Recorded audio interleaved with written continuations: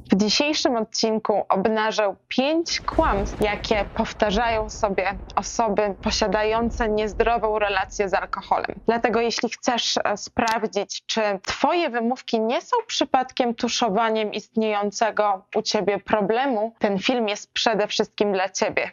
Zapraszam!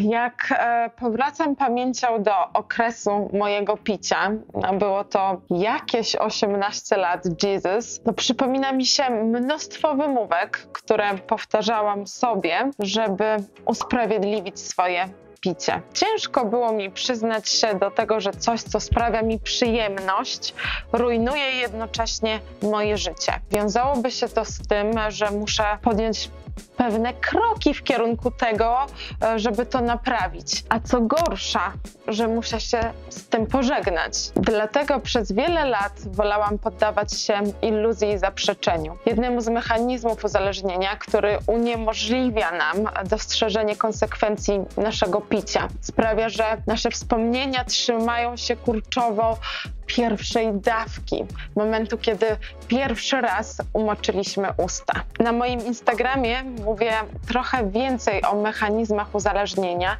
To one stopują nas przed zaprzestaniem picia. No ale chyba przyznacie mi, że fajnie jest tylko na początku. Potem z alkoholu nie czerpiemy już takiej przyjemności. To nas niszczy, to nas zabija, to sprawia, że cierpimy. Czy jesteście gotowi nadać temu kres? Czy może jeszcze niewystarczająco walnęliście twarzą o beton? Jeśli nie, pozwólcie, że przytoczę Wam kłamstwa, które zapewne powtarzacie sobie bardzo często. Dajcie proszę znać w komentarzach, czy z nimi trafiłam.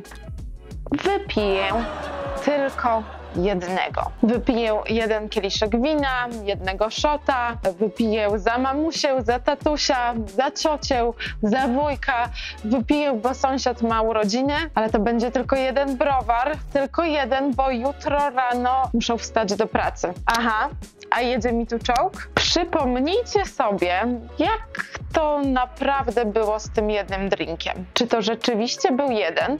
Bo ja, jak sięgam pamięcią do moich czasów picia, to może raz na 10 razy udało mi się poprzestać na tym 1. Ale wiecie, co potem robiłam? Kolejnego dnia szłam po butelkę wina, bo pomyślałam sobie, że skoro wczoraj mogłam, to dzisiaj też będzie stać mnie na kontrolę. A tu co? A tu dupa. Poszłam po kolejną butelkę. Słuchajcie, ja wiem, że wy jesteście prawdomówni, że najprawdopodobniej sami wierzycie, że skończy się rzeczywiście na tym 1.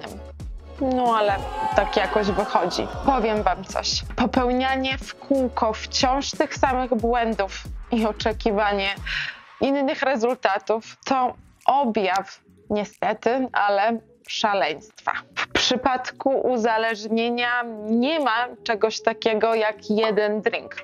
W przeciwnym razie wszyscy piliby tego 1 drinka, na nim by kończyli i nie odstawialiby maniany. Dzieje się jednak inaczej. Po wypiciu alkoholu w naszym mózgu zostaje stymulowany ośrodek nagrody. To on powoduje wydzielanie się dopaminy, hormonu szczęścia.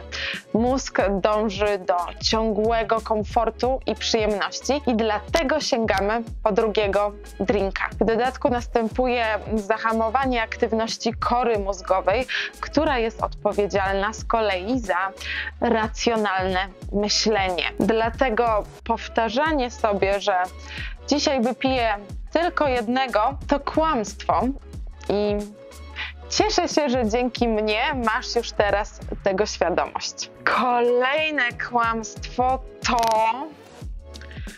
piję, żeby dobrze się bawić. Tak, tak mówimy, bo chcemy kojarzyć alkohol tylko z przyjemnymi rzeczami, tylko z dobrą zabawą. Mechanizm iluzji i zaprzeczania wypiera z naszej głowy nieprzyjemne wspomnienia związane z piciem. A teraz pomyśl, czy po alkoholu rzeczywiście było tak pięknie? Czy rzeczywiście wszyscy byli w iście cudownym nastroju? Nie było awantur, nie było żadnych bujek, nie wymiotowałaś gdzieś na boku w ukryciu, nie zgubiłaś niczego, a Kat, jak się czułaś po? Prawda, że nie chcemy o tym pamiętać? Czy alkohol naprawdę jest gwarantem dobrej zabawy, skoro sięgamy po niego dnia następnego po to, żeby nie musieć myśleć o wydarzeniach zeszłej nocy, żeby leczyć dolegliwości fizyczne związane z piciem. Jako dzieci potrafiliśmy znaleźć sobie zajęcia. Potrafiliśmy bawić się bez alkoholu. Dopiero po spróbowaniu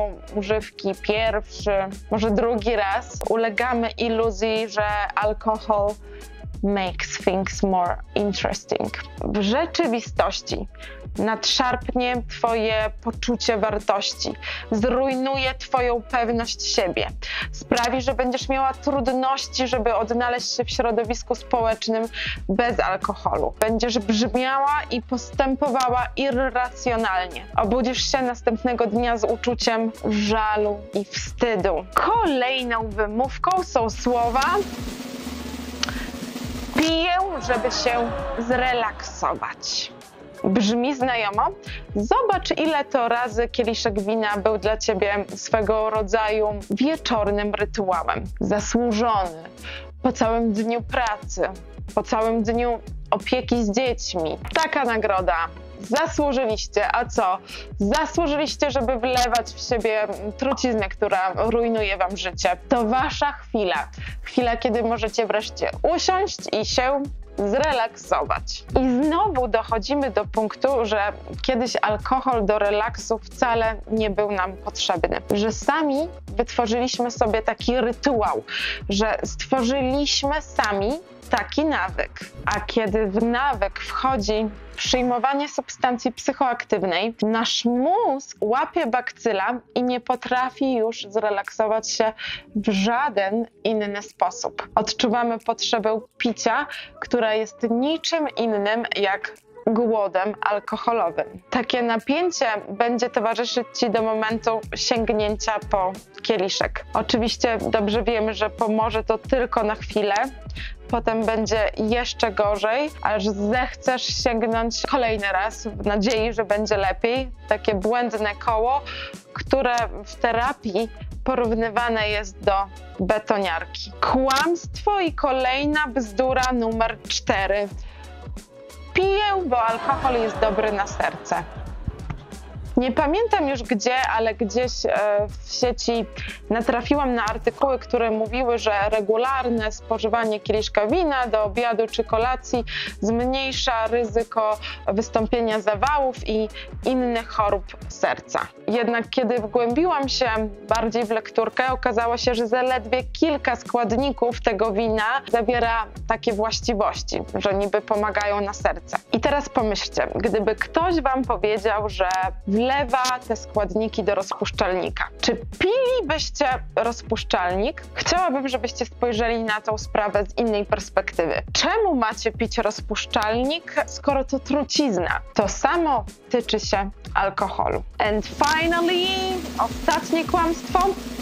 Od jutra nie piję.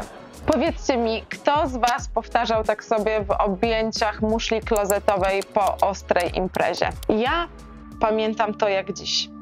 To moment, w którym zaczynają dopadać cię konsekwencje. Kiedy uświadamiasz sobie, co naodpierniczałaś i chcesz zapaść się pod ziemię.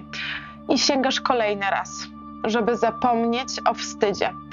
Mówisz sobie: od jutra nie piję, ale dzisiaj jeszcze ten ostatni raz, bo czuję się koszmarnie, bo tak bardzo cierpię.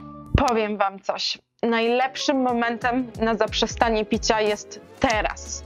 Jest dzisiaj. Nie jutro, nie pojutrze, Nie za tydzień, nie za miesiąc, nie kiedy wypadnie Wam jakaś magiczna data w kalendarzu, nie kiedy wskaże Wam numerologia albo Wasz horoskop. Na końcu tego odcinka wyskoczy Ci film, z którego dowiesz się, jakie sygnały świadczą o tym, że Twoje uzależnienie postępuje. Może w taki sposób przekonam Cię do podjęcia decyzji właśnie dzisiaj. To wszystko na dzisiaj. Zostawcie proszę łapkę w górę, jeżeli udało mi się obnażyć Waszą niekoniecznie jaskrawą rzeczywistość. Zasubskrybujcie mój kanał, jeśli chcecie, bym dzieliła się dalej z Wami treściami, które wspierają i pomagają Wam w wychodzeniu z nałogu. No i do zobaczenia w kolejnym filmie. Buźka!